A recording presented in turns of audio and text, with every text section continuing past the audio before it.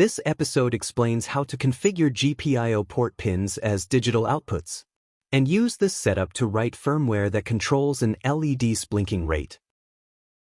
Welcome to my channel, Insight MCU. So let's get started. To configure GPIO pins as digital outputs, we must understand port I/O control registers by looking at its control block diagram. Weak pull-up register. Weak PUD is just a name of a control bit of XBR2 register. Setting it to 1 is to turn off all the weak pull-ups. Why is this needed? Normally, when an I/O pin is in a high impedance state, not actively driven, the weak pull-up ensures its voltage is a defined high logic level, preventing it from floating and picking up electrical noise that could cause unpredictable circuit behavior. However, weak pull-ups are automatically disabled when an I/O cell actively drives a signal low to conserve power. The PNMWT register is port output mode register, where N represents the port number. It controls how each pin on a port behaves when configured as an output. It has two modes: push-pull and open-drain. Setting a bit to 1 is push-pull, while 0 for open-drain. The crossbar enable (SBAR) is a bit that activates the crossbar decoder. When enabled, the crossbar lets you flexibly route internal digital peripherals, like UART, SPI, etc., to different physical I/O pins. The port latch is essentially the PN register, like P0, P1. When you write to PN, you set the desired high/low state for output pins. When you read PN, you read the physical pin's current state. It's how you control and sense the I/O pins. There's another important register named pin skip. Its function lets you prevent specific I/O pins from being controlled by the crossbar decoder. This makes sure those pins can be used for their dedicated functions, like debugging, or as standard GPIO, without the crossbar overriding them. Now, we have reviewed all the essential registers that are used to configure digital output.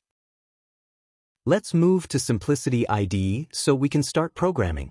We will also see how to use the hardware configurator to initialize those registers.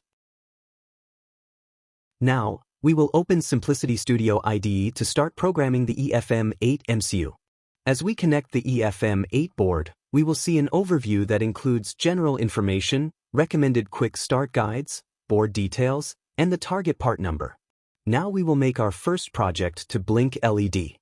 The first step is to click on Example Project and Demos, and you will see various examples with related peripheral.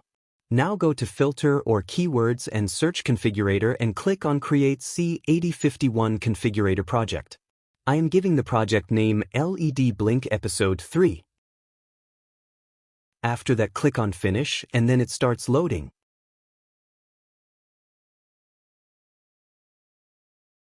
After finish loading, we will come to Simplicity IDE where we can write code to our MCU.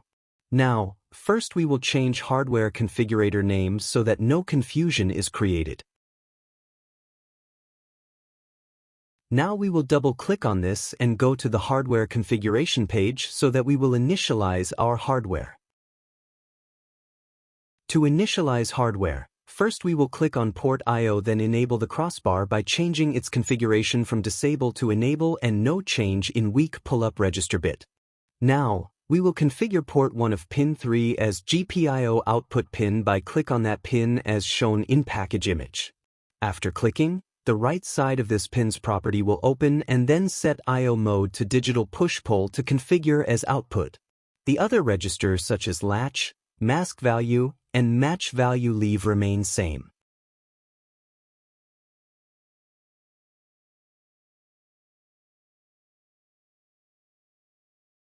The pin skip register must be skipped so that other peripheral cannot interfere.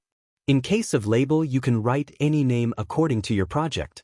Right now the project is small, so no need to give label, and it's optional.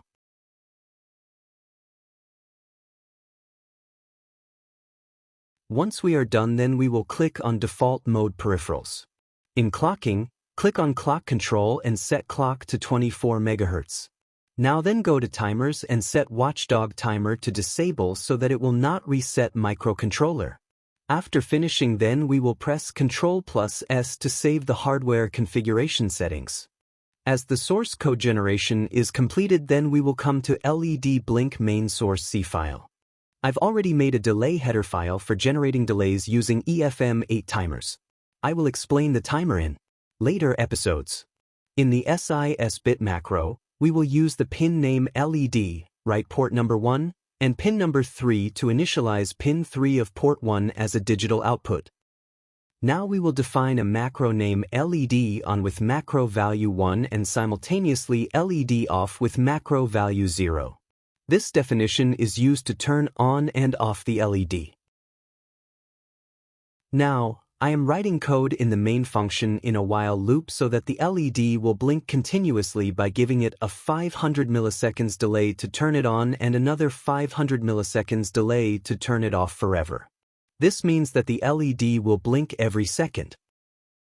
To begin further development, debugging, and flashing to the target device after the configuration and compilation of the project, you must first successfully generate the project.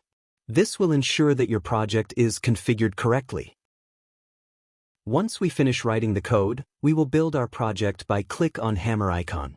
After building the project, then go to the green insect icon called debug icon and click to upload the code into the flash memory. After that, click on Run icon to run the project. The LED on port 1, pin 3 will turn on for 500 milliseconds and off for 500 milliseconds. You can see on oscilloscope blink rate of 500 milliseconds continuously repeating this cycle. Now, I will show you what is the data value of register which is used to configure GPIO as digital output. First we will go to registers and we will see all registers of EFM8 is there.